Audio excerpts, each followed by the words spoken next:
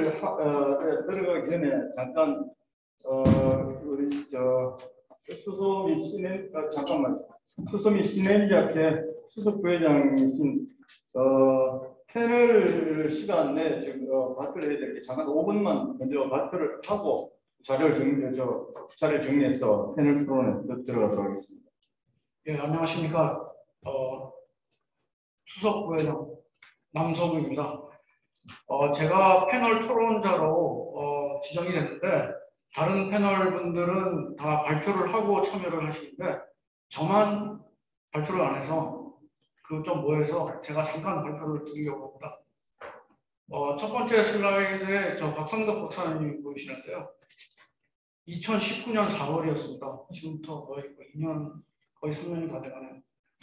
과초에서 기후 변화에 따른 합리적 에너지 전환 정책이 뭐냐에 대해서 이제 학회와 과총이 곧 공동으로 포럼을 개최했는데 제가 그 수소 및 신에너지 학회 대표는 아니고 제가 서울에 살아서 그냥 과총에서 가까운 사람이 발표하라고 해서 제가 발표하게 된 거고요. 원자력 학회에서는 박상덕 박사님 오셨죠.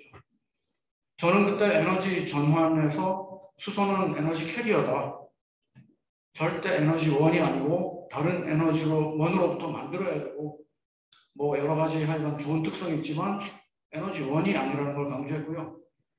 박상덕 박사님께서는 그 원자력은 기후 변화 대응에 대한 최적의 솔루션이고 현재 그 에너지 전환을 논할 게 아니라 에너지 전환 정책이 아니라 에너지 정책을 논해야 된다. 그러시면서 이제 기억나는 게 원자력의 그 CO2 풋프린트가 그 태양광보다 낮다. 그 다음에 뭐 훌륭하게 우리 원자력은 대량의 수소를 공급할 수 있다. 뭐 이런 거였습니다. 그런데 이제 그 정보와 소통이 안 되는 걸 굉장히 답답해 하셨고 거의 한 3년이 지났는데 지금 보니까 그때 말씀하시는 내용은 오늘 또 말씀하시는 내용과 비슷한 것 같고 정보와 소통은 여전히 안 되고 그래서 참 답답하시겠다 그런 생각을 했습니다. 거의 3년 후에 저는 어떻게 또 얘기를 하냐면 수소에 대해서 뭐 여전히 저는 수소는 에너지 캐리어라고 얘기를 합니다. 그리고 그 사이에 이제 탄소 중립이란 키워드가 들어가서 수소의 그러니까 중요성이 더 강조가 되는데 그게 과열이 되다 보니까 저는 이제 어떻게 얘기하냐면 여러분 그 수소도 중요하지만 탄소 중립이 더 중요한 겁니다. 그렇게 얘기를 하고 있습니다. 오늘 그 대부분의 그 수소 및 신에너지 학회에서 발표는 그 수전에 물로부터 수소를 생산하는데 집중되었습니다. 그리고 원자력에서 이제 우리 김천수 실장님이 메탄에서의 추출에 대해서 얘기를 하시죠. 그 다음 슬라이드를 연결해 주시겠습니까? 예, 이런 수소 경제 이정표가 이미 마련되어 있고 2050년에 2,800만 톤의 수소를 수입하기로 계획이 되어 있으며 그 중에 80% 이상을 해외에서 수입하기로 되어 있습니다. 그래서 먼저 이 부분에 대해서 아무래도 수소와 원자력과의 어떤 그 어떤 그 협업 관계에서 원자력은 어떤 에너지를 공급하는 입장이고 저는 그러면 수소 이런 여러 변환 과정에서 어떤 에너지가 필요하냐 그거를 숫자로 말씀을 드리겠습니다. 먼저 그 해외 도입에 대해서 그 다음 슬라이드를 넘겨주시면요. 예, 곧 전 슬라이드입니다. 좀 전에 그 박찬호 위원님께서 말씀을 하셨습니다. 그 어떤 재생에너지가 풍부한 나라에서 저희가 뭐 수입을 할 수밖에 없고 이런 뭐 암모니아, 액화수소, 그 다음에 어떤 유기물 이거를 그 숫자로 말씀드리면 호주의 350km 곱하기 350km의 그런 면적에 태양 전지를 설치하면 일본의 프라이머리 에너지의 뭐 대부분을 다 출력을 할 수 있다고. 거기서 이제 수소를 가져오면요. 호주의 면적이 760만 제곱킬로고요. 그 지금 제가 말씀드린 350 곱하기 350은 12만 제곱킬로 정도. 그래서 20%도 안 됩니다. 그래서 굉장히 이제 이렇게 복받은 나라에서 가져오는 거는 뭐 괜찮은 아이디어도 같고, 근데 이런 기체 수소로 가져올 수 없으니까 여러 가지 수소가 에너지 캐리어지만 수소의 캐리어로 또 암모니아나 유기물이나 액화 수소를 쓰는 겁니다. 그런데 여기 막대 그래프를 보시면 암모니아의 예를 들면 암모니아를 합성하기 위해서 그린 수소로부터 이만큼의 에너지를 손실을 하고요. 그 다음에 국내에 도입해서 아까 말씀하신 것처럼 꽤 많은 에너지를 탈수소화에 소모를 한다는 겁니다. 그래서 우리가 건지는 우리가 이제 얻게 되는 최종 수소는 열량 대비 처음 그린 수소 대비 한 60 몇 퍼센트, 이건 뭐 비관적으로 얘기해서 그렇지만 60% 내지 70% 이렇습니다. 액화수소의 경우는 액화수소를 만들 때 엄청난 에너지가 소모돼서 그리고 가지고 올 때 좀 날아가서 역시 65%. 그다음에 유기물도 마찬가지로 수소화보다는 탈수소화에 엄청 에너지가 들어서 그러니까 국내에 가져와서 에너지가 필요하다는 거죠. 그 에너지는 열 에너지군요. 그래서 지금은 뭐 대부분 암모니아를 대부분 기업에서 선호를 하고 암모니아를 수입하는 걸로 이렇게 결정을 하고 있습니다만 액화수소도 또 고려를 하고 계시고 유기물은 아직 많은 기업에서 관심을 안 받습니다만 일본은 이렇게 실제로 이제 수입한 사례가 있습니다. 숫자로 말씀드리면 국내에 가져와서 얼만큼 에너지가 필요하냐. 수소 1kg을 얻기 위해서 암모니아는 최소 6.7kWh 필요하고 유기물은 10kWh 필요합니다. 그 온도는요. 암모니아는 500도 이상, LHC는 300도. 아까 발표하신 거 그러니까 한 270도 정도의 스팀이 나오는 거 같더라고요. 일반 원자로에서. 그러면 만약 이런 거로 대규모의 수소를 추출해서 사용하는 무슨 어떤 산업체가 바로 원전 옆에 있으면 뭐 이런 게 가능하지 않을까. 암모니아 경우는 온도가 좀 높기 때문에 뭐 특별한 원자로가 필요한가 뭐 그런 생각도 하고요. 그런데 이제 저희가 지금까지 원자력 이외에 이제 효율적인 열 공급 방법은 뭐 양질의 폐해를 어디선가 얻자. 그다음에 저 같은 사람은 연료전지를 연구하기 때문에 이런 것들을 수소로 변환하지 말고 바로 연료전지에 공급하자. 어렵긴 어렵습니다만 연료전지는 효율이 100%가 아니고 항상 열이 나오기 때문에 그 열로 얘에서 바로 수소 변환을 하면 굉장히 효율이 높게 되죠.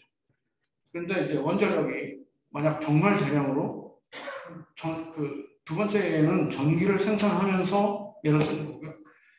전기가 아니라 그냥 수소만 필요하다. 그러면 이제 그런 원자력도 고려 대상이다. 그다음에 뭐 저는 이제 김찬수 실장님하고 이런 수소 기술 개발 이제 로드맵 작업 이후에 이런 어떤 사전 연구, 그러니까 우리나라가 정말 필요한 수소를 2050년까지는 물론 깨끗하게 생산해야 되지만 중간 과정은 뭐냐 도대체 중간에도 이렇게 좀 더 효율이 높고 가격이 싸야 되는 거 아니야. 그래서 아까 말씀하신 거는 천연가스 계절 SMR이 스팀 메시지 리포밍이라고 말씀하셨는데 SMR을 그럼 혹시 SMR로 리액터에서 만약 하면 효율은 엄청 높겠다. 그런데 이제 여기 문제가 있습니다. 천연가스 계절은 열원으로 공급하는 열하고 열에서 나오는 CO2하고 프로덕트의 수소와 함께 나오는 그런 CO2하고 비율이 두 번째가 훨씬 많아요. 얘는 이제 천연가스 대질에 원자력에서 열을 공급하더라도 이 원료에서 수소를 만들 때 나오는 CO2는 피할 수가 없고 현재 아까 뭐 10kg 1kg 수소에 10kg 수소가 나온다고, 그러니까 CO2가 나온다고 하는데 그 중에 우리가 줄일 수 있는 거는 원자력으로 줄일 수 있는 거는 뭐 기껏해야 3kg 정도이다.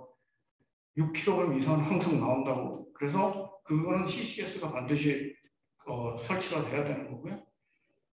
만약 그 SMR이 개발돼서 CO2 프리 계기, 저는 왜 이제 수소 수입 위에 대용량 수소 공급 방안을 필요로 하라고 생각하냐면, 해외에서 수입이 그 정치적 상황이 이제 안정될 때는 잘 수입이 되겠죠. 그렇지만 지금 요소수 사태라든가 여러 가지 그런 걸 볼 때 불안정하면 이제 즉각 영향을 받고, 그래서 우리도 국내에서 대안을 필요로 하고, 그것이 이제 원자력을 이용한 수전의 수소도 될 수 있지만, 저는 2050년까지 LNG는 그래도 고갈이 안 되고 그때까지 남아있고, 그래서 2050년까지 어떤 청정수소가 이제 연착륙을 하기 위해서는 중간 과정에 이런 것이 반드시 필요하다고 생각하고, 혹시라도 2050년에 탄소 중립이 완전 그 그린 수소로 이루어지지 않아도 이런 청록 수소로 해야 된다, 할 수 있다, 뭐 이런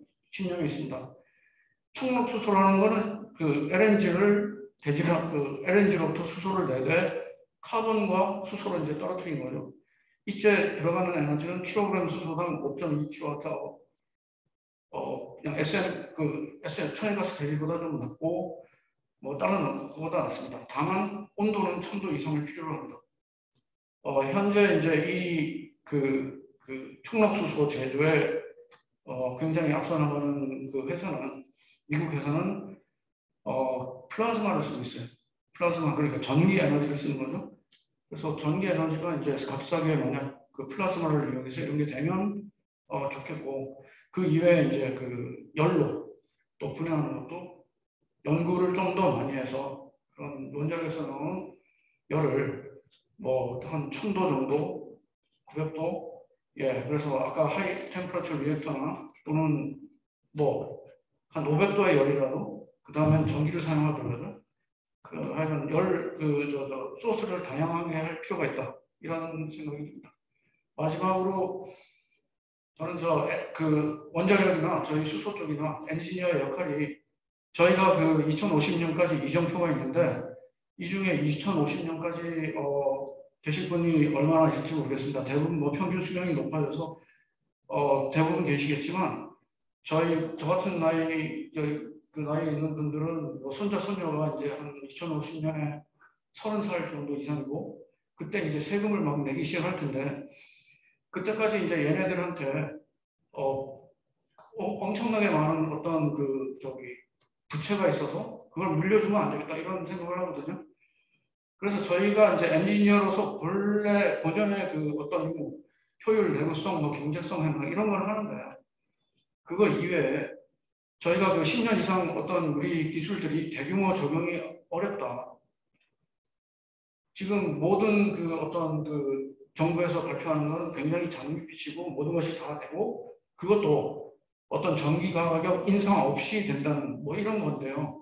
실제로 여러분들 다 아시다시피 전기 가격은 굉장히 왜곡되어 있고, 지금 10년 동안은 어떤 우리가 말하는 이런 여러 기술들이 규모의 경제에 도달하지 않고, 또 여러 가지 비싼 것도 많고 해서 경제성이 안 나온다는 걸 일반 그 국민들에게 알려야 될 것 같고요. 그래서 만약 정말 이게 가야 할 길이고, 가야 할 길이면 정말 우리 에너지 절약하고 여기에 돈 좀 투자해서 우리 잘해봅시다, 뭐 이런 걸 해야 되는데, 저희 학회 차원에서 할 수도 있지만 그 학회라는 건 회원 위주이기 때문에 여러분들 그 연구소와 집만 왔다 갔다 하지 마시고, 동네 주민들과 뭐 교회 다니시는, 절 다니시는 다 사람들 모아서 이런 거 해야지 우리가 깨끗하게 되고, 예, 모든 사람을 살리는 길이다, 뭐 이런 걸 얘기를 하셔야 될 것 같아요. 특히 안전성, CO2 프리 관련은 정확한 정보 제공이 필요합니다. 제가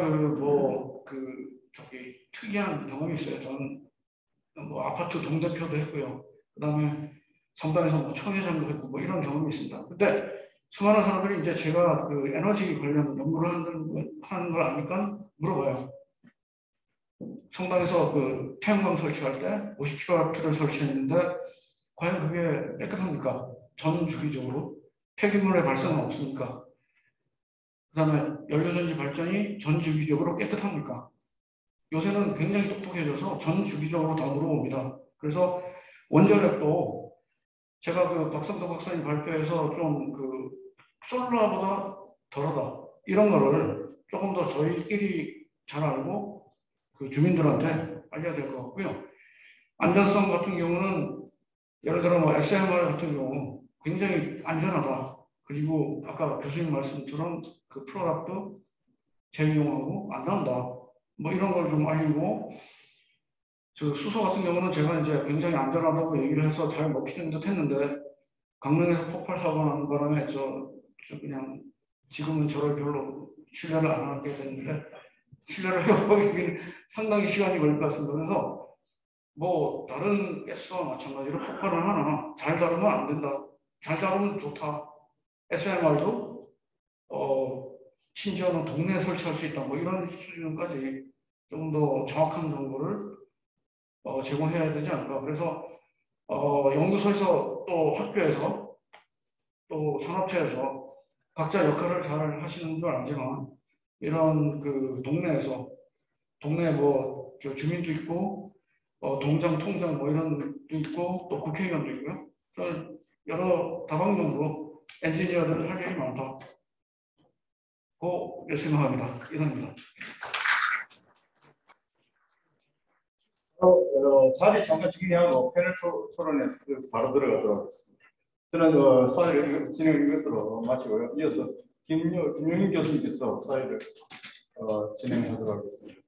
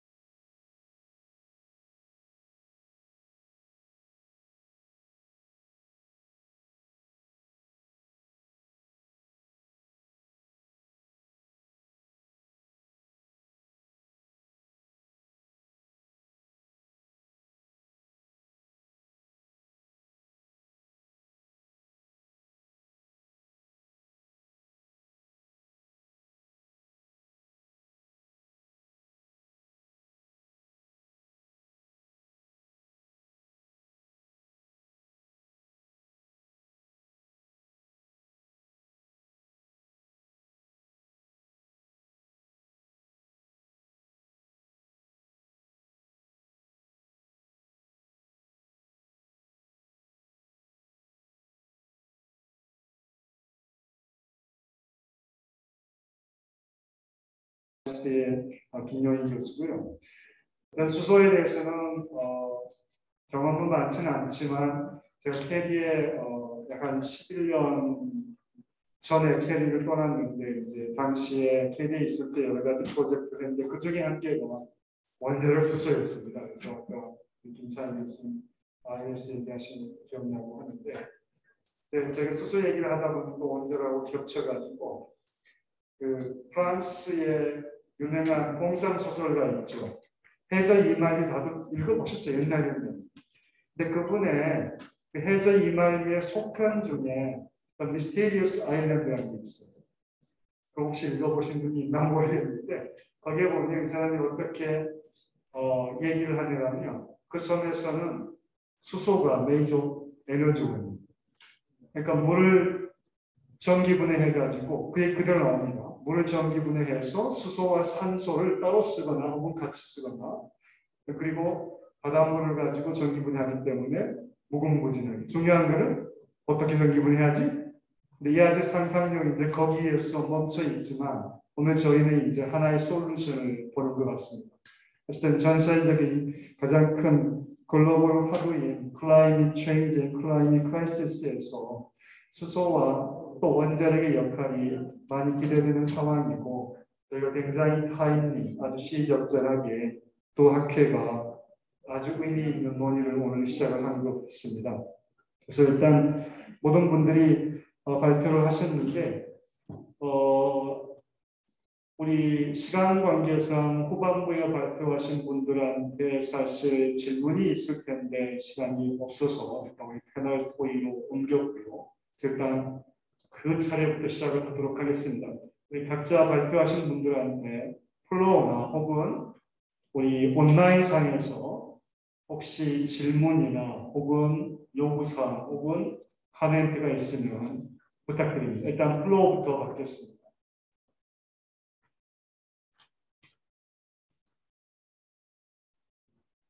네. 마이크 좀 이걸로 해야 되나?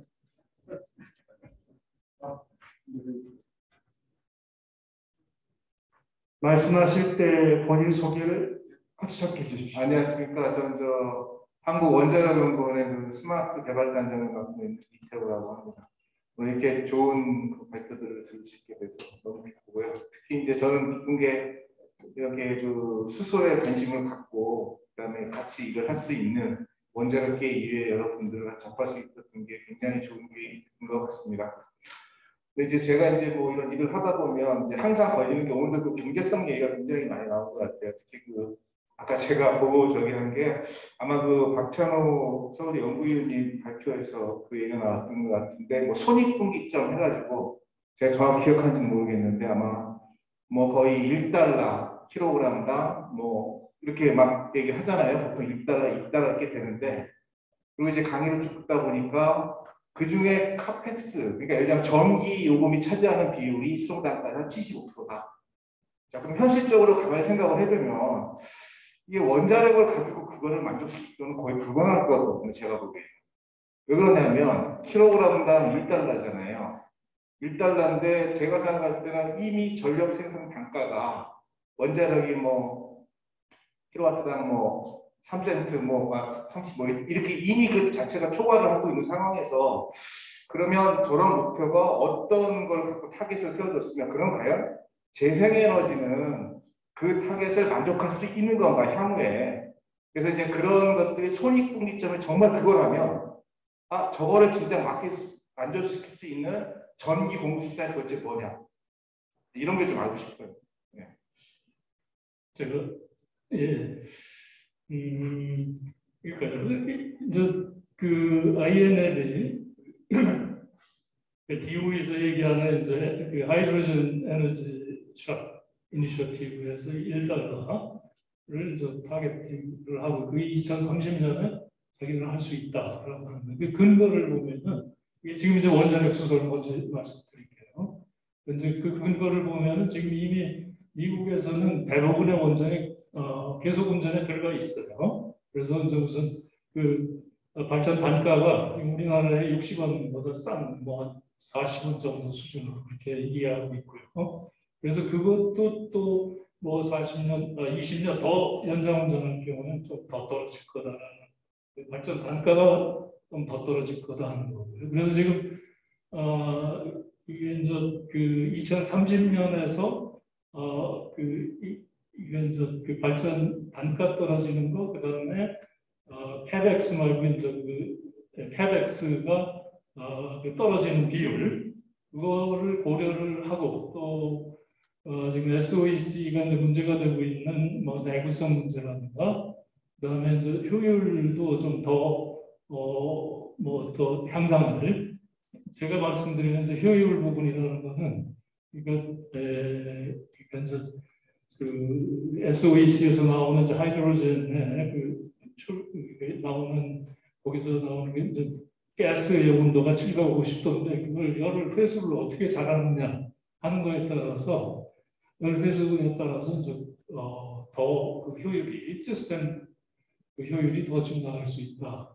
이렇게 하고 이제 그렇게 해도 이거 한 1.25센트 정도, 1.25달러까지 그 정도까지는 뭐 맞아요. 그 0.25 달러는 저는 옥시전을 판매하는 걸로 해서 그렇게 해서 1달러를 이렇게 만족한다. 이제 자기들은 그렇게 분석하고 있고요.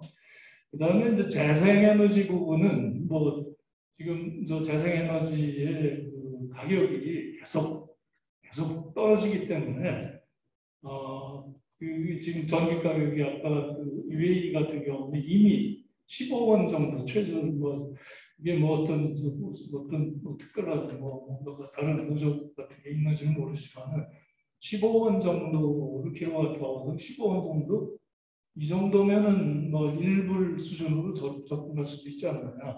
이 얘기는 이제 대전제는 CAPEX가 계속 떨어진다. 그다음에 효율이 좀 상승하고 계속 시스템 효율이 좀 좋아질 거라고 가능하리라고 보여집니다. 네, 저 개인적인 의견을 하나를 드리면, 그러니까 아까 우리 어느 발표자분께서 재생에너지의 소위 코스트나 경제성 관련해서 아직은 솔직히 데이터가 충분치 않은 게 사실이고요. 그리고 특히 생애질, 라이프 사이클을 생각하면 이제 우리가 한 20년, 25년에 우리가 리뉴어블 시스템의 라이프 타임을 생각하면 마지막 웨이스트 처리 관련해서 현재로서는 저는 언노운 상태거든요. 그래서 그런 것들이 데이터가 쌓이려면 앞으로도 아마 적어도 10년, 20년 가야 되지 않을까 그런 생각을 좀 해봅니다. 참고로 김창희 교수님께서는 혹시 조금 전 질문에 대해서 손익분기점 일반적인 저는 뭐 손익분기점까지 그 고민을 좀 해볼 수는 없었고요. 워낙에 이제 경제성이 없는 거였고 그동안 연구할 때도 경제성이라는 부분에 대해서는 따로 이렇게 설명할 수 있는 부분이 좀 별로 없었던 것 같습니다. 다만 이제 그 지금 탄소 중립 선언을 했고 모든 것들을 저희들이 이제 대체할 수 있는 기술을 봤을 때 현재 우리가 화석연료 사회에서 누릴 수 있었던 그런 부분 그 경제성을 정말 확보할 수 있을까는 저는 약간 좀 회의적으로 좀 보고 있고요. 그렇지만 그래도 우리가 최대한 그런 지금 현재 사회 경제성 부분까지 갈 수 있는 그런 기술을 개발해야 되지 않나 생각을 갖고 있습니다. 그래서 어떻게 보면 지금 현재 산업에서 활용되고 있는 원자력 이런 부분은 굉장히 경제성이 좀 민감하겠지만 저는 약간 그런 부분에서 조금 둔감했다라고 좀 솔직히 좀 말씀을 드릴 수 있고요. 그리고 다만 이제 앞서 지금 그 박 의원님께서 말씀하셨지만 이 재생에너지의 가격이 전에 한 10년의 역사를 보면 급격하게 이렇게 줄어든 부분을 보면 앞으로 어나더 10년은 어떻게 될까라고 보면 충분히 그런 부분에도 가능하지 않을까라는 생각도 좀 해봅니다. 그런 부분에서 수전에도 그렇게 지금 현재 연구도 많이 안 됐거든요. 저희 뭐 좀 많이 착오들을 하고 계신 부분들이 우리나라가 꽤 크게 실증을 하고 있다고 해서 그게 정말 완벽한 기술이라고 보고 있지만 실질적으로 2세대 수전에 개발한 지는 지금 가격에서 5년 정도뿐이 안 된 상황이거든요. 그래서 뭐 현재 정확하게 어떻게 우리가 경제성을 얘기하기는 좀 어렵긴 하지만 굉장히 급격하게 가격을 줄 수 있는 여지들이 많다라는 것은 좀 저희들이 연구하면서 느끼는 부분이 있습니다. 그래서 이런 것들이 커플링 되고 하면 정말 손익분기점까지 제가 잘 모르겠지만 예, 충분히 단기적이지는 않겠지만 도달할 수 있다. 그리고 전혀 CO2가 배출되지 않는다는 그런 뭐 장점이 우리 후손들한테 물릴 수 있는 가장 큰 선물이 아닌가 이런 생각을 좀 해봅니다.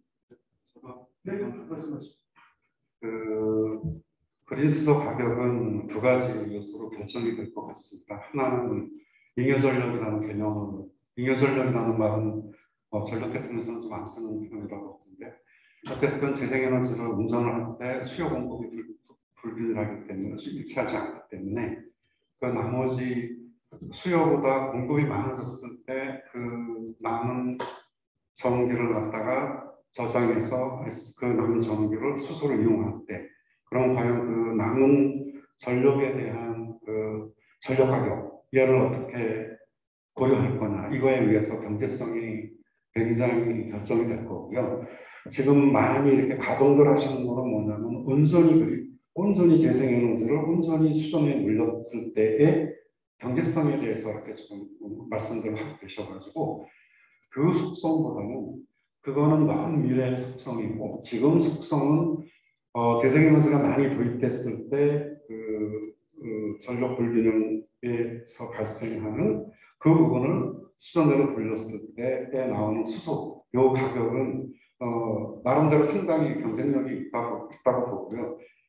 미국 로드맵에 보면은 어떻게 가정을 했냐면 수소가 1달러 도달하는 그런 것들을 어떻게 가정했냐면 가동률이 40% 정도, 그다음에 전기값이 뭐 40원대, 킬로와트아워당 40원대, 그다음에 가동률,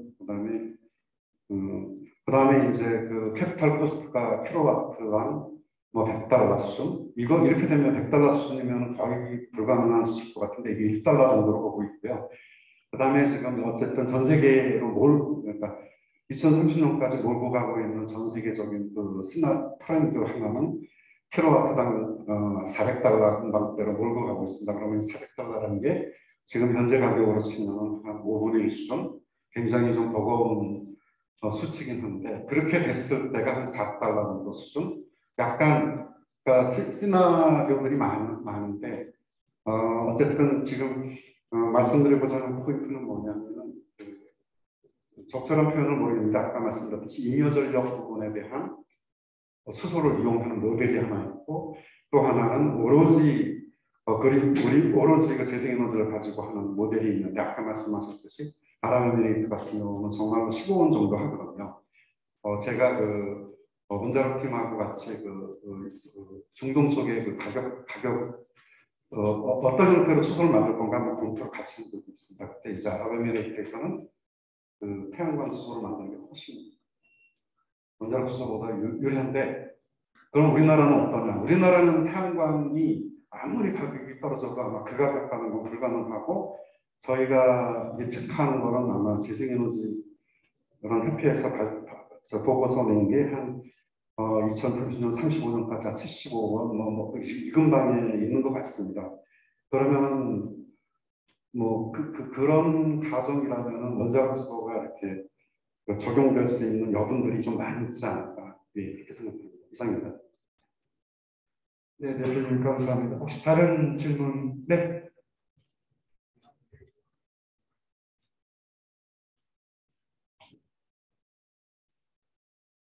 중앙대 정도 교수입니다. 오늘 발표 굉장히 유익했습니다. 제가 늘 궁금한 게 하나 그 2050 탄소 시나리오 중에서 수소 쪽을 보면서 궁금한 것이 2050년에 우리나라가 필요한 수소 양은 대략 한 2,700만 톤 정도를 보고 있더라고요. 저는 미국은 얼마 필요한가 봤더니 2050년 미국은 한 4,400만 톤 정도 추산하고 있어요. 우리나라하고 미국의 경제 규모 이런 걸 봤을 때 우리나라가 필요로 한다는 이 수소의 규모가 너무 많은 거 아닌가. 그러니까 2,700만 톤은 필요한데 국내에서 조달하는 건 한 20% 정도만 국내에서 조달하겠다. 나머지 80%는 뭐 해외에서 수입을 하겠다. 이런 전략을 구사하는 것 같아서 어떻게 우리나라에서 이렇게 수소를 2,700만 톤까지 이렇게 필요하더라고 시나리오가 나오는지 잘 모르겠거든요. 이게 어떻게 보시는지요? 그 2,700만 톤 필요하다는 탄소 중립위원회 2050 시나리오에 대해서. 어느 분이 나서시겠습니까? 네. 예, 제가 알기로는요. 뭐 탄소 중립 그 분야가 있지 않습니까? 전력 분야, 그러니까 발전 분야가 있고 수송 분야, 그다음에 그 산업 분야, 케미칼 분야, 그다음에 농업 분야. 그래서 그걸 다 더해서 그 2,800만 톤이 나오는데 꽤 많은 부분이 이제 저 수소 발전 부분이 있고요. 그다음에 연료전지 발전이 있고요. 그다음에 이제 수송 쪽이 있고 또 많은 부분이 이제 그 화학 공장에 필요한 수소를 그린 수소로 대체한다. 그다음에 제철 산업에 필요한 그런 수소를 그린 수소로 공급한다. 그래서 그걸 다 더해서 나온 것 같습니다. 네, 정확한 건 저도 잘 모르겠습니다. 지금 정 교수님의 질문은 경제 규모가 수십 배 차이가 나는데 두세 배밖에 차이가 나지 않는 게 그러니까 미국도 2050에서의 소위 탄소 중립은 목표가 비슷하잖아요. 전 분야에서의 소위 이제 탄소 중립인데 그게 좀 어려운 문제 같습니다. 혹시 한 박사님 추가로? 네, 저는 그 탄소 중립 시나리오가 우리나라가 미국과는 좀 틀리다고 생각합니다. 탄소를 줄이는 그런 분야가 수소를 캐리어로 하는 분야가 더 많기 때문에 그렇게 많지 않나 그런 생각이 듭니다. 혹시 관련해서 우리 SK 오 본부장님께서 말씀 주신 여기 있지 않나요? 오케이, 알겠습니다. 예, 뭐 아마도 그 부분은 조금 더 고찰이 필요해 보입니다. 오늘 당장 답변이 안 될 것 같습니다. 네. 저는 한수월 근무하고 운전회사 근무하고 있습니다. SK 에코프론트라고 질문을 드렸는데요. SK에서는 그 MCFC도 운영을 하고 SFC도 아마 보름에게 운영하고 있는 걸로 알고 있고 또 좀 발표에 의하면 또 보름에게 의욕적으로 SFC를 추진하고 있는데 발표에 보면 SOEC에 대한 계획을 말씀하셨는데 그 FC하고 SEC하고에 대한 큰 메리트 장점 뭐 이런 거 하고 앞으로 그 SOEC에 대한 SK 프론트의 계획은 사업 계획은 SFC하고 SOEC하고에 대한 그 계획이 앞으로 어떤 구상하고 계신지 좀 알려주세요. 예, 저희들이 SK 그룹이 맨 처음에 어떻게 보면 그 연료전지를 보게 됐던 게 좀 구체적으로 말씀드리면 용인의 반도체 클러스터를 지어야 되는데 굉장히 전기가 많이 필요했습니다. 근데 선전탑을 다 지어가면서 해야 된다는 게 어마어마한 부담이었습니다. 어쨌든 지금 가고 있긴 한데 분산 발전이 필요하겠구나. 그런데 분산 발전을 해서 그나마 유효한 방법이 뭐지라고 하다가 연료전지가 유효한 방법이 될 수 있겠다 해서 시작한 게 제가 2019년도부터 본격적으로 연료전지를 보기 시작했습니다. 그래서 그 당시에는 SOEC는 그렇게까지 관심이 없었습니다. 저희들이. 근데 SOFC를 가지고서 사업을 하다가 보니까 수소가 이제 본격화된 거죠. 돼가지고 어쨌든 저희가 탄소를 그 기름집이라는 오명을 벗어던지기 위해서 많이 노력을 하고 있는데 그래서 수소를 전환시키기 위해서 방법들을 솔루션들이 많이 모으고 있습니다. 뭐가 맞을지 모르겠습니다. 저희들이. 뭐가 맞을지 몰라서 많이 모으고 있는 상황이고 투자도 하고 기술 개발도 하고 해서 더 모으고 있는데 다만 이제 SK 에코플랜트는 이렇게 사업을 하다 보니까 어쩌다 보니 할당 받은 게 SO 쪽이었고 블룸 에너지와 계속 사업을 하다 보니 블룸 에너지가 갖고 있던 원천 기술이 SOEC라고 걸 알게 됐고요. 그것 때문에 이제 SOFC를 원래 장사를 맨 처음에 SOEC로 장사를 했답니다. 근데 수소에 대한 니즈가 없어가지고 리버스에서 SOFC를 만들었대요. 그래서 지금 이제 다시 이제 원래 원천 기술 돌아와서 SOEC를 만들고 있는 건데 정작 그 이제 블룸의 CEO, 그러니까 창업자죠. 그 KR 실더 같은 경우는 수소는 에너지 캐리어가 될 수 없다는 확고한 아주 그냥 신념이 있었어요. 너무 가볍고 유통이 어렵다. 근데 지금 이제 바뀌었지 않습니까? 그래서 능력을 놀라워하고 있는데 어쨌든 그래서 SOEC를 가지고서 어디다 사업을 할래? 라는 컨셉을 가지고서 저희가 보고 있는 게 일단은 수소가 유통이 어려우니까 온사이트 해보자. 그리고 열이 나온 데가 펄 버리는 데가 있으니까 한번 수소를 한번 싸게 만들어 보자. 이렇게 접근을 하고 있고 간헐성 문제를 SOEC가 아직 극복 못하고 있습니다. 효율은 좋은 편인데 첫 번째로 이제 내구성에 대해서 많은 이슈들이 있는데 저는 SOFC 장사하면서 스택 수명이 5년 이상이 가더라고요. 블룸 쪽에서 잘 만들어가지고 그래서 SOEC도 이제 블룸 쪽에서는 이제 5년 이상이 될 거다라고 이제 보고 있습니다. 24시간 가동을 했어도 그리고 이제 저희들이 더 사업할 때 중요한 게 롱텀 서비스 어그리먼트라고 해가지고 보증을 서줘야 된다. 발전 효율과 이용률이 떨어지면은 돈을 물어줘야 돼요. 근데 그거에 원래는 회사가 무너질 수도 있기 때문에 그걸 보통 재보험화 시킵니다. 보험사에서 기술을 가지고서 보증을 쓰는 구조가 있는데 블룸이 그거에 될 것 같아요. 그래서 그런 SOEC를 개발하면서 이제 패키지를 만들 겁니다. 이제 파워2 X의 관점을 접근하고 있습니다. 저희들은 그거 접근을 하고 있고 제가 이게 그 간헐성 문제인데 저희가 이 사업을 조금 더 본격화시키면서 이제 얘기를 들으면서 느낀 건데 수전에는 근본적으로 화분 플랜트가 가깝습니다. 제 느낌에는. 왜냐하면 하단에서 이거 어떻게 처리할 것인가에 결정을 해줘야 돼요. 간헐성을 수전에서 받아준다고 하더라도 뒤에 수소를 다운스트림에서 처리한 방법이 간헐성을 또 커버를 해줘야 됩니다. 예를 들어서 여기서 수소가 생산되다 멈춘다고 하면은 뒤에서 암모니아 시키는 공장도 멈춰야 돼요. 그랬을 때 캐펙스가 임팩이 있습니다. 앞에서 잡아주던지 뒤에서 잡아줘야 돼요.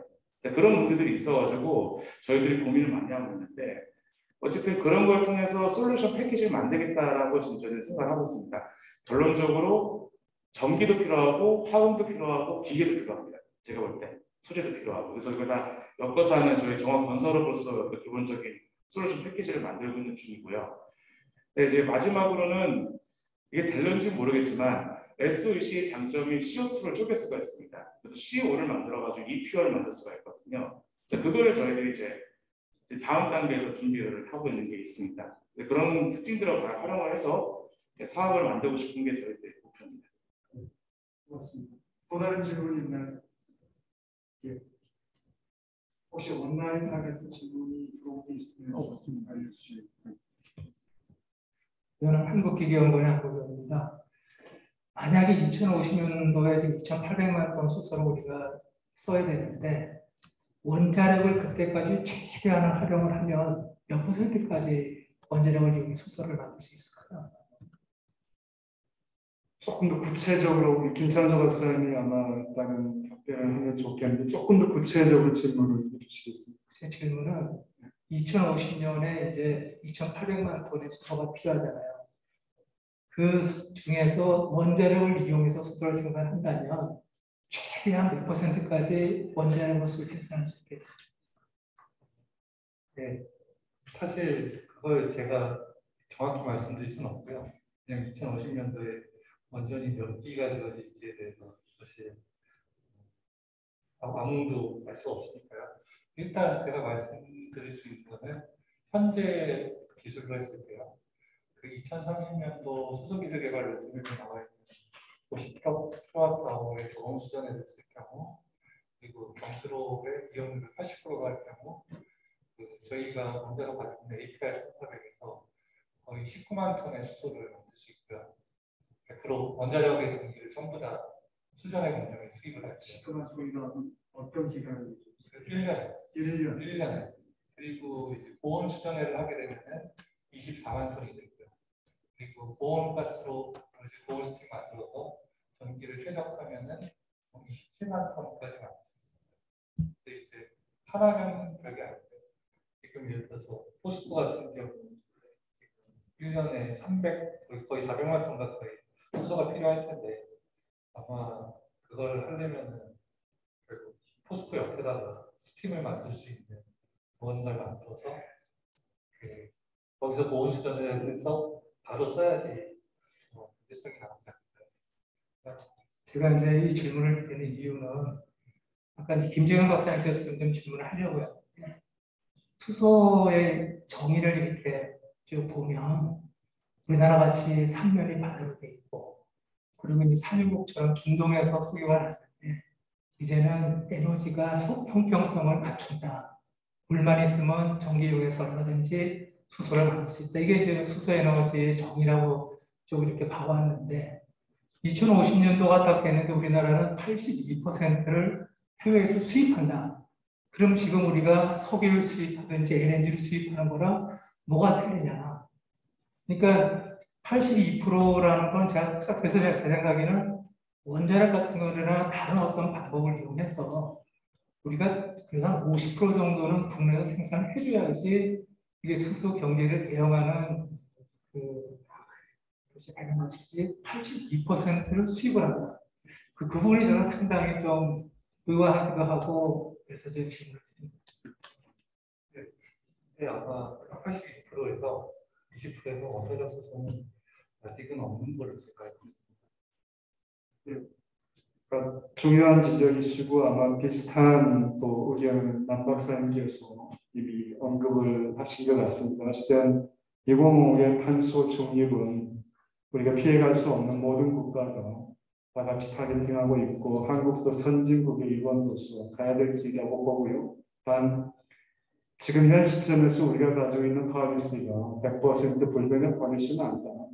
그렇게 제 개인적으로 생각하고 우리가 합리적인 논의를 한다면 보다 좋은 포트폴리오를 분명히 얻을 수 있을 거다.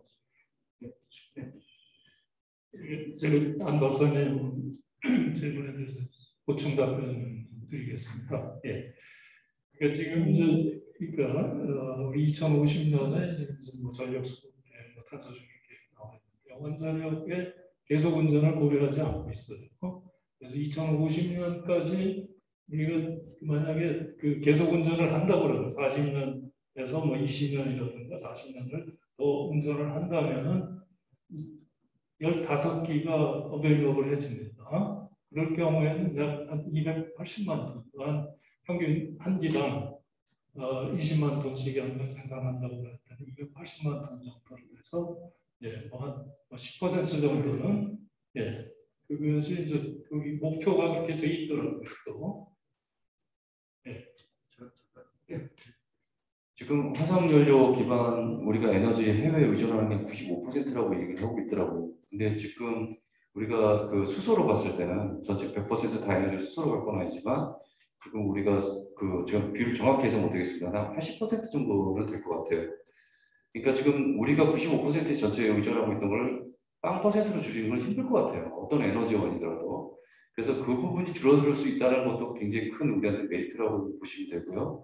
또 다른 하나는 뭐냐면 굉장히 다양한 곳에서 우리가 끌고 올 수 있다는 겁니다. 지금 현재는 뭐 지역 그 존재하고 있는 그 지역에서만 지금 굉장히 제한적이라고 한다면 우리가 이제 뭐 칠레라든가 남미라든가 호주 여러 군데가 이제 다양화된다는 건 또 에너지 안보 측에서 굉장히 더 중요한 팩터라고 얘기를 하고 있더라고요. 그래서 저도 이제 해외 수입 부분이 많아진 건 약간 좀 불만이 좀 있긴 하지만 또 들어보니 그런 부분에 큰 의미는 있다는 얘기를 많이 듣고 있습니다. 감사합니다. 저희가 에너지 관련된 어떤 정책 관련해서 비교할 때는 프랑스하고 독일을 아주 극명하게 비교하잖아요. 수소 관련해서도 아주 좋은 예가 될 것 같습니다. 김 박사님 방금 우리가 어떤 에너지 독립까지는 아니더라도 보존성을 많이 줄 수 있는 것은 분명히 현 계획에도 나와 있지만 우리가 그 포트폴리오를 바꿈에 따라서 또한 훨씬 더 많이 줄 수 있는 건 사실이거든요. 프랑스가 이제 그런 거를 지난 40년 동안 데모를 했고 독일은 그 반대의 예로서 독일도 수소를 굉장히 많이 수입하는 게 정책으로 삼고 있죠. 이 질문들이 많으시겠지만 제가 잠깐만요. 오늘 우리 이 워크숍의 주제가 원자력 활용 수소 생산인데 사실 원자력 하면 사람들마다 생각들이 다 다르고 또 굉장히 많은 이슈를 담고 있는 에너지원이잖아요. 근데 오늘 주제는 어쨌든 수소에 대해서 원자력을 활용해서 우리가 뭔가를 할 수 있을까라는 큰 담론에 대한 얘기인데 관련해 가지고 우리 이제 참여하신 패널 분들께 어떻게 하면 우리가 원자력 수소를 활성화하거나 혹은 이건 또한 분명히 국민들의 수용성도 굉장히 중요한 부분일 거고 그런 관점에서 매우 짧게 제언이나 고견이 있다라면 매우 짧게 시간 내서 일단 좀 말씀들을 듣고 나머지 시간 Q&A를 조금 더 진행하도록 하겠습니다. 이번에 우리 고 담당께서 뭐 짧게 주민 수용성이요. 그건 일반적으로 저희가 지금 연료주의 사업대원도 좀 민원이 많습니다. 그래서 민원을 보통 저희들이 이제 돌파하거나 설명 드릴 때는 쉐어링을 합니다. 같이 이제 이익을 쉐어링한다고 이제 이렇게 쉐어링한다는 컨셉인데 만약 가능하다면 수소 생산하는 회사를 스페셜 세워가지고 또 근처에 사시는 주민들을 이제 참여를 시킬 것 같습니다. 저 같으면 일단은 그러니까 좀 그게 접근했을 때 어쨌든 그 원자력에서 나오는 것도 열 공해이지 않습니까? 그것 자체도 이제 흡열 반응이니까 그거 쓰게 되면 또 열도 또 열 공해가 없어지는 것도 있고 하니까 그런 걸 잘 설명드리면서 이걸 누가 독식하는 게 아니라 주민들 같이 공유한다. 그렇게 접근을 하면은 좀 더 많은 부분들을 같이 할 수 있지 않을까 그렇게 생각합니다. 아까 말씀드렸던 내용하고 유사할 것 같은데요. 재생에너지 가지고 수소 만드는 게 가격적인 매력이 우리나라에서 확보되는 거는 굉장히 좀 어려울 것 같거든요. 그렇다면은 아주 먼 미래에는 가격이 좋아질지 모르겠지만 어떤 가는 도중에 원자력 재생에너지의 발전 단가라든가 이런 걸 이길 수 있는 원자력 전기를 갖다 이용할 수 있으면 좀 그런 이용할 수 있는 좋은 전략들이 좀 도출됐으면 좋겠습니다. 감사합니다. 저는 수소를 전공하는 사람으로서 전력단위 재생에너지가 들어온 건 굉장히 불만입니다. 이제 어렵고요. 원자력이 저한테는 너무 좋아요. 굉장히 깔끔하게 저한테 지속적인 정보를 주니까요. 근데 이제 수전에도 원래도 되게 안전하게 지었는데 사고 한 번 나니까 사람들이 시계를 다 잃어버렸습니다. 그래서 굉장히 지금 그 불밀성성이 안 좋은 부분인데 저는 그런 의미에서 원자력이랑 지금 수전이랑 커플링을 한다면 굉장히 안전하게 운전될 수 있다는 신뢰를 쌓는 게 더 중요한 게 아닐까. 이런 부분이 더 중요하다고 생각하고 있습니다. 감사합니다. 우리 박찬호 박사님도 말씀해 주시죠. 예, 이게 지금 그 수소도 위험하다고 인식하고 있고 원자력도 뭐 많이 좋아졌지만 여전히 위험하다고 인식하고 있어서 이게 더블 해저드가 됐어요. 그래서 굉장히 그러니까 사전적인 그런 그 주민들과의 그 홍보, 그 소통이 굉장히 중요하다고 보여집니다. 그래서 이번에 저희들이 울진의 그 주민들한테 사전 설명회도 하고 이제 설문조사를 통해서 그런 걸 통해서 자꾸 알리고 그런 과정이 굉장히 중요하다고 보여지고요. 실증을 빨리 이루어져 갖고 이건 이제 속도 싸움이고 누가 먼저 시장을 선점하는 문제입니다. 그래서 개발 이런 것도 중요하지만은 우리나라에서 가장 싼 수소 공급의 어떤 생태계가 빨리 이루어질 수 있는 이런 부분에 대해서는 많은 그게 집중되어야 될 것 같습니다.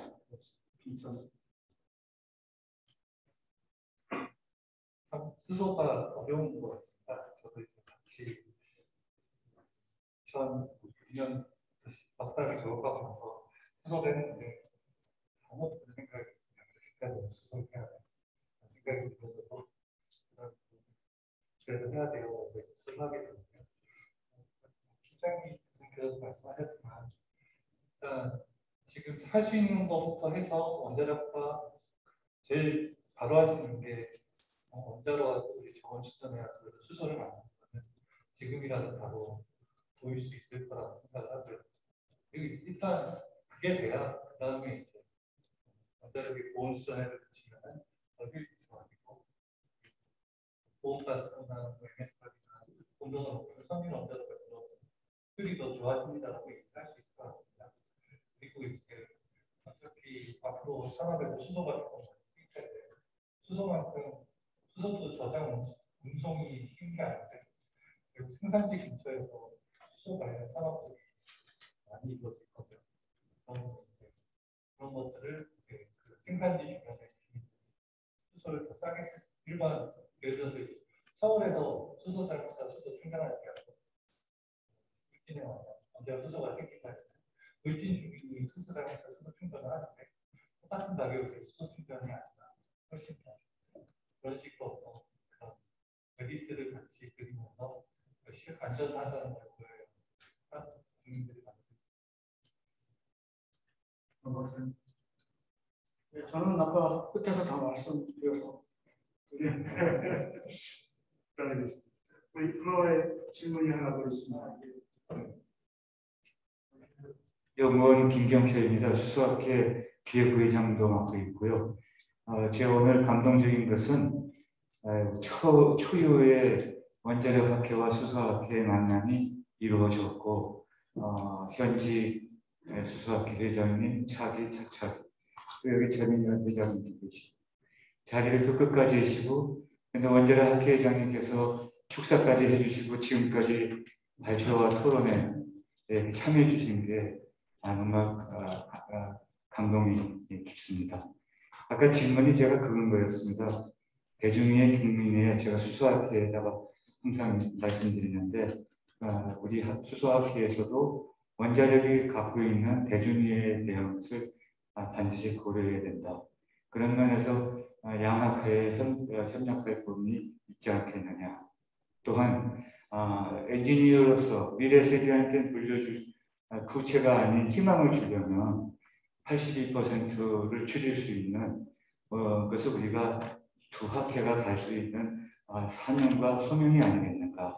그래서 바라건대 이 자리에 계시는 현직 원자력학회 회장님 그리고 이 다음 달부터 또 계속 수소학회를 이끌어가실 회장님 또 여러 임원들께서 같이 이 문제를 해주실 수 있는 것을 이 자리에서 좀 공헌 좀 해주셨으면 저는 바람이 없겠습니다. 고맙습니다. 공헌하시겠습니까? 네, 말씀 고맙습니다. 아이고 그래요. 예. 내년에 부회장님 계속 하실 거니까요. 김동국 박사님. 이런 또 학회를 주관을 하겠으면 좋겠습니다. 고맙습니다. 또 다른 질문이나 혹시?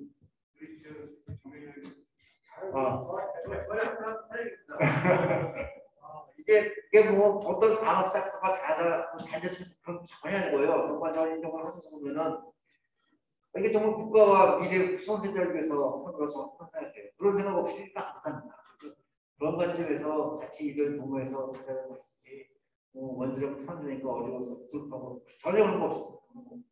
수소하시는 분들도 그런 관점에서 일을 같이 도모해 나가면 정말 감사하겠습니다. 저는 항상 이렇게 같이 이렇게 나가는 데서 감사드리고요. 내년에 더 좋은 기회를 만들어보도록 하겠습니다. 감사합니다. 고맙습니다. 정학회장님. 6시가 막 지나고 혹시 이건 반드시 해야 되겠다. 예.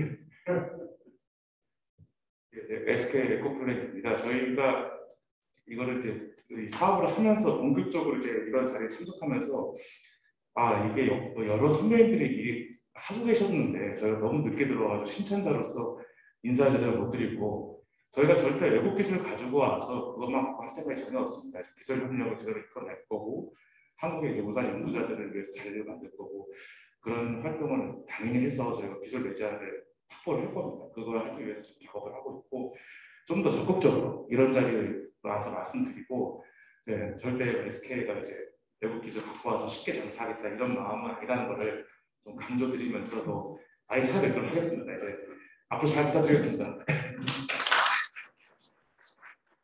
감사합니다. SK에서 앞으로 원자를 갖고 수소학계 전폭적인 지원을 하시길 원하셨습니다. 그래서 지켜보겠습니다. 네, 장기간 많은 우리 논의와 토론에 참여해 주시고 또 우리 분위기를 띄워주신 여러분, 온라인 계신 분들에도 다 감사드리고요. 저는 오전에 사실 원자력 연구원에 잠깐 가서 이 소위 원자력에 대해서 비판적으로 바라보시는 분들하고 원자력의 R&D에 대해서 한 3시간 동안 얘기를 나누고 왔습니다. 근데 이제 그 자리에서 제가 느낀 거는 생각보다 실무를 하시는 분들은 기술적으로 이해하고자 하는 의도와 노력들이 있다. 그런데 실제 우리가 커뮤니케이션을 함에 있어서 소통의 기술이 생각보다 그렇게 좋지 않구나 하는 것을 또 한 번 느꼈습니다. 그러니까 교육이 아니라 진짜 커뮤니케이션이 필요한데 어쩌면 아까 남 박사님 말씀하신 것처럼 사고 한 번으로 아직 오명이 시키지 않았다 했잖아요. 그러니까 커뮤니케이션이 진짜 중요하고요. 우리 또 학회가 그런 관점에서는 굉장히 많은 걸 공유하는 것 같습니다. 저 개인적으로 한국이 이제 강소국으로서 선진국이 됐잖아요. 그런데 여전히 우리는 너무 편협하게 우리만의 어떤 문제에 몰두해 있는데 이제는 글로벌 담론과 화두에도 기여해야 될 시기고 충분한 능력이 있다고 봅니다. 그런 관점에서 원자력하고 수소가 만나는 건 정말 아주 필요하고 또 중요한 계기가 될 것 같습니다. 원자력의 학회 한 멤버로서 우리 정 학회장님하고 또 이제 앞으로 이끄실 남 학회장님께서 이러한 모임들이 보다 정례적으로 보다 성숙될 수 있도록 그렇게 노력을 해주신다면 SK도 전폭적으로 지원할 거고 그러면 많은 결실을 맺지 않을까 그렇게 기대하면서 오늘 패널 토의를 마치도록 하겠습니다. 다들 감사드리고 고생하셨습니다.